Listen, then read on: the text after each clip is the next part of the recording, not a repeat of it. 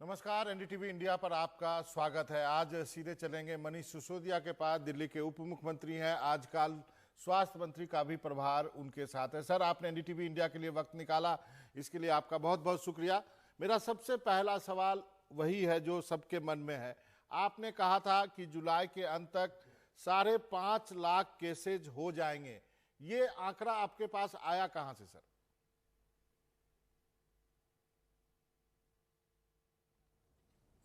ये जो आंकड़ा था ये उस वक्त की स्थिति थी और वो स्थिति भारत सरकार ने एक्सपर्ट्स की मदद से जो वेबसाइट बनाई थी, जो पोर्टल बनाया था प्रोजेक्शंस के लिए, ये हमने उससे ही लिया था।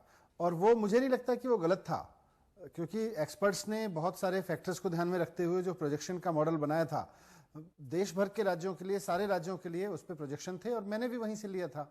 तो इसमें कहीं कोई कंट्रोवर्सी की बात ही नहीं है। लेकिन होम मिनिस्टर ने कहा कि आपके इस बयान से दिल्ली में पैनिक फैला। देखिए, वो उनका व्यू पॉइंट हो सकता है। किस वक्त हम कहां खड़े हैं और कहां पहुंच सकते हैं, किस तरफ बढ़ सकते हैं, उसकी जानकारी पब्लिक को देने से मुझे तो लगता है कि फायदा होता है। और इस केस में भी मुझे लगता है फायदा हुआ। 8 जून को जब मैंने ये बात कही थी, उस वक्त लग रहा था प्रोजेक्शन को देखते हुए, जो कि भारत सरकार की वेबसाइट से प्रोजेक्शन लिया था हमने, कि अगर इतने बड़ी संख्या में केसेस बढ़ेंगे तो हमें बहुत तैयारियों की जरूरत है। और हमने उस प्रोजेक्शन को देखते हुए ही अपनी तैयारियां शुरू की थी।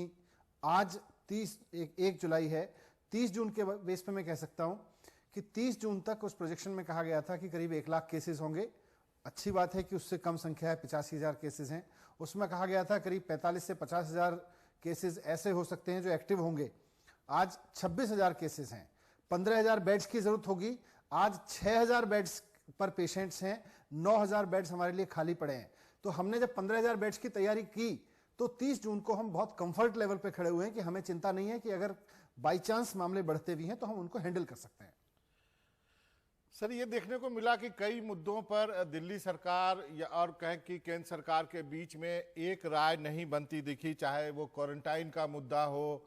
हालांकि आपकी जीत हुई, लेकिन उसके पहले कि दिल्ली में के अस्पतालों में दिल्ली के लोगों का इलाज होगा। ये कुछ मुद्दे जो है इस पेंडेमिक के समय दिखाई दिए, जो शायद अच्छा बहुत लोगों को नहीं लगा होगा कि दोनों सरकारें एकजुट क्यों नहीं है। देखिए, मुख्यमंत्री अरविंद केजरीवाल जी की एक ही कोशिश है कि दिल्ली वालों के लिए जो करने की जरूरत पड़े वो करेंगे। अगर केंद्र सरकार के सामने हाथ जोड़ने की जरूरत पड़ेगी, हाथ भी जोड़ेंगे। अगर कुछ किसी उनकी पॉलिसी का विरोध करने की जरूरत पड़ेगी तो पॉलिसी का विरोध भी करेंगे। समाज की संस्थाओं के सामने हाथ जोड़ने की जरूरत पड़ेगी, उससे जोड़ेंगे।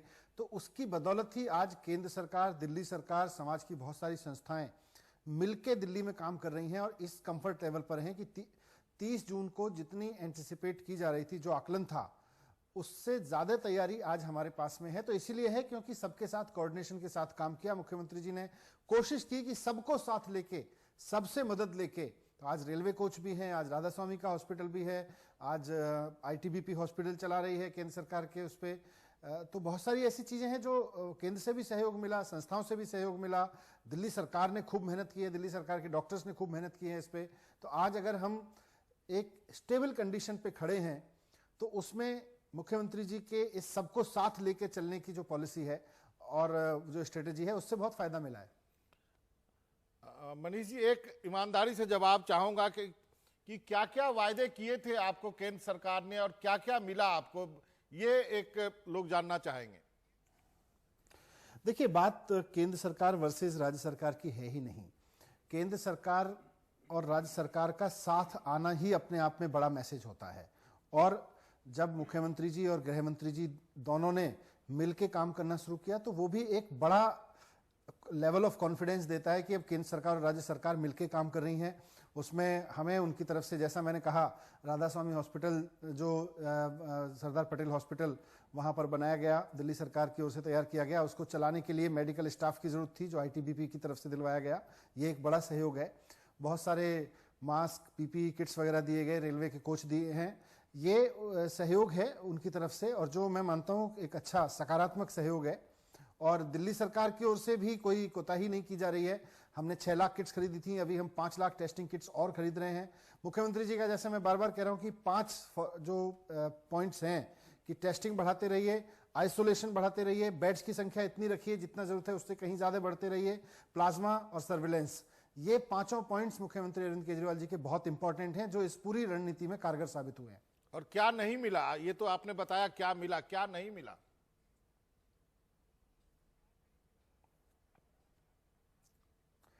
मुझे लगता है कि दिल्ली सरकार को सबसे ज्यादा तो एक सहयोग की जरूरत थी, जो मिल रहा है। मैं ये नहीं कहूंगा कि क्या नहीं मिला।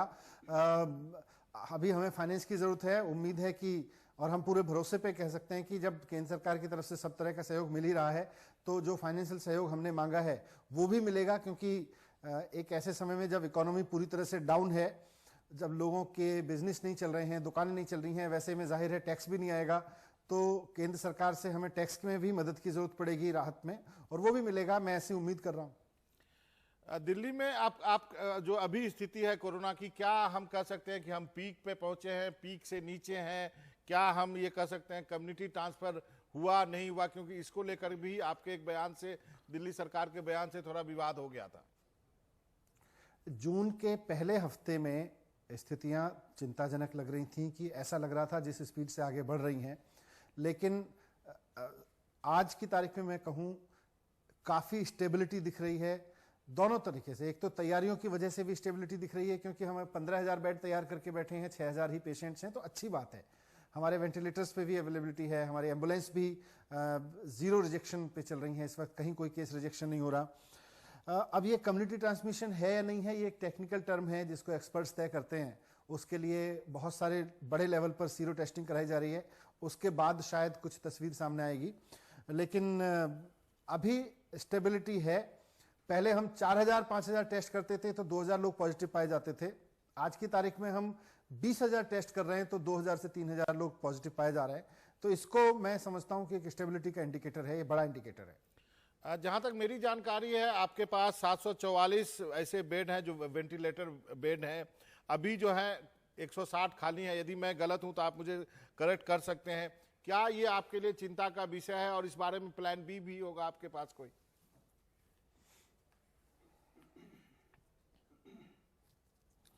नहीं, हमारा जैसे अभी एज ऑफ नाउ मेरे ऐप पे, हो सकता है थोड़ा अपडेट होने में कुछ देर हो, 780 बेड्स में से 210 वेंटिलेटर के बेड्स इस वक्त खाली हैं, जो मेरा ऐप दिखा रहा है जी। इसमें हो सकता है 2-4 कुछ इधर उधर का अपडेट होने का आंकड़ा इधर उधर हो सकता है, 1 घंटे पहले 2 घंटे पहले का।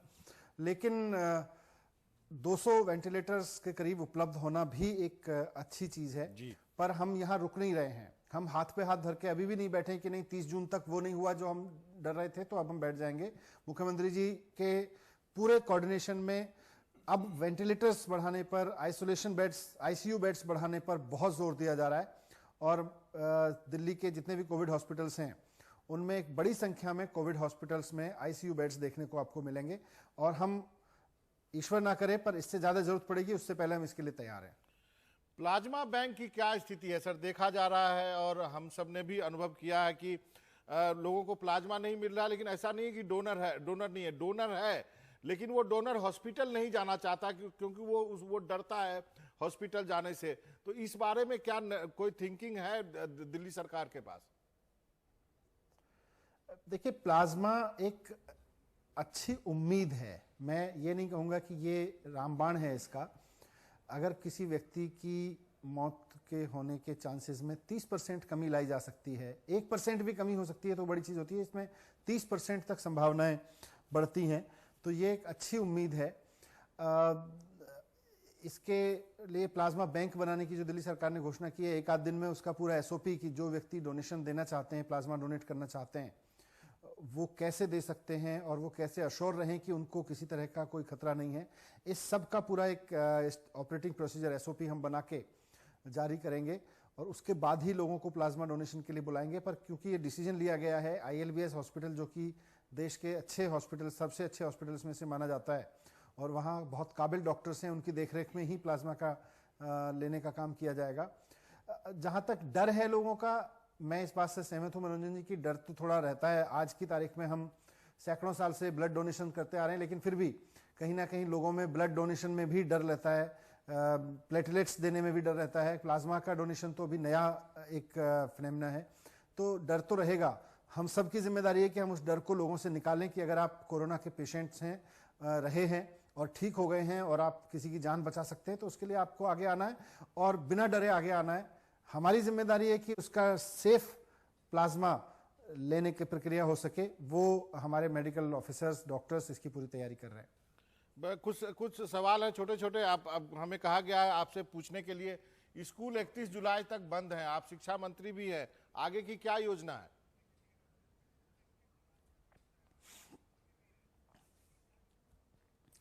अभी तक तो 31 जुलाई तक ही की परिस्थितियों पे निर्भर करेगा कि आगे की क्या योजना है, क्योंकि ये कोरोना ऐसी बीमारी है जिसपे आज की तारीख में 1 महीने एडवांस में स्कूल को लेके, मार्केट्स को लेके, इकोनॉमी को लेके कोई योजना बनाना मुश्किल है। जुलाई के आखिरी हफ्ते में जो भी हालात रहेंगे, अगर हालात सुधरते हैं तो निश्चित रूप से मैं शिक्षा मंत्री होने के नाते चाहूँगा कि स्कूल खोलने की व्यवस्थाएं की जाएँ, कॉलेज खोलने की व्यवस्थाएं की जाएँ। और अगर हालात नहीं सुधरते हैं या ऐसे रहते हैं तो फिर उसका कुछ और प्लान बनाना होगा। लेकिन जुलाई के लिए हमने कुछ प्लान तैयार किए हैं कि किस तरह से ऑनलाइन पढ़ाई हो सकती है, किस तरह से ऑनलाइन और पर्सनल टीचर्स, पर्सनल इंटरेक्शन के माध्यम से किस तरह से हर बच्चे तक पहुंच के पढ़ा सकें, उसका हम प्लान इम्प्लीमेंटेशन कर रहे हैं। एक और सवाल है, लोग पूछ रहे हैं कि जब दिल्ली में बसें चल सकती है, जहाज चल सकता है, ऑटो चल सकता है, टैक्सी चल सकता है, कुछ ट्रेनें भी चल रही है, तो मेट्रो क्यों बंद है?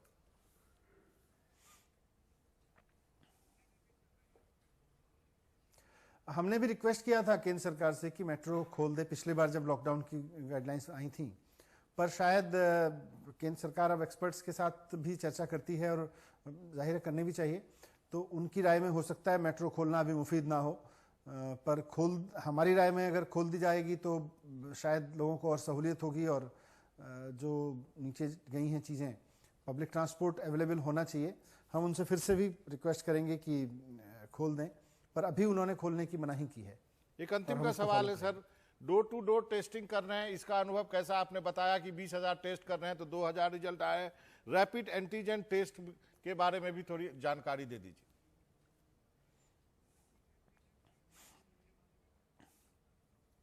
रैपिड एंटीजन टेस्ट की हमने 6 लाख किट्स खरीदी थी और 5 लाख किट्स को और हम अब खरीद रहे हैं, तो बड़े पैमाने पर रैपिड एंटीजन मतलब जल्दी से तुरंत रिजल्ट आने वाला जो टेस्ट है वो हम करा रहे हैं। पर ये जो डोर टू डोर टेस्ट करना है पूरे दिल्ली में, इसकी योजना भारत सरकार के एक्सपर्ट्स ने उन्होंने दी थी उसका आइडिया, और उनसे हमने फिर मांगा था कि इसकी और डिटेल्स हमें दे दें, उसके एसओपी वगैरह दे दें। तो अभी शायद वहाँ से उस तरह का कोई एसओपी, उस तरह की गाइडलाइंस नहीं आई है। जब आएगी तो उसके बाद ही उस तरह की कोई चीज़ शुरू हो सकती है, उस पर कुछ किया जा सकता है। लेकिन कंटेनमेंट जोन्स में और उसके अलावा भी हॉस्पिटल्स में, लैब्स में हमारी तरफ से अभी टेस्टिंग इस लेवल पर बढ़ाई जा रही है और हम चाहेंगे कि इसको और बढ़ा के रखें हम। जी, मनीष सिसोदिया जी, आपका बहुत बहुत शुक्रिया। और मैं आपसे उम्मीद करता हूं कि आप पब्लिक फिगर हैं तो आप भी थोड़ा सा एहतियात बरतेंगे, क्योंकि आपके कैबिनेट के पूर्व जो स्वास्थ्य मंत्री हैं वो अब ठीक हो गए हैं। उसके लिए भी आप सबको बधाई, लेकिन अपना ख्याल रखें। एनडीटीवी से बातचीत करने के लिए आपका बहुत बहुत शुक्रिया। Thank you.